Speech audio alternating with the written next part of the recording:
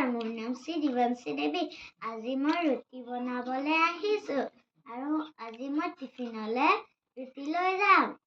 প্ৰথমতে ৰুটিটো বেলি ল'ব, তাৰপিছতে ভিতৰত গাজৰ ঢালি ল'ব, তাৰপাছতে এনেকৈ কৰি নিব।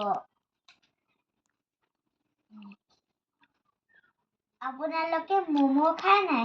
সেনেকৈ দি দিব লাগে।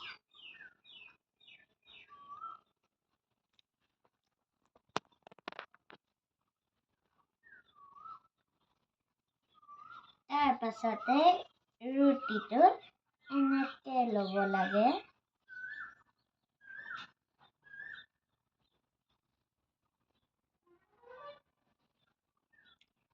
এইটো ৰুটি হৈ গ'ল, থৈ দিলোঁ। দেখিছে মই ইমান গাল বনাইছোঁ। আকৌ এটা ৰুটি বনাম, সেইটোতো সৰুৱে হ'ল। কেনেকৈ বনাই চাম।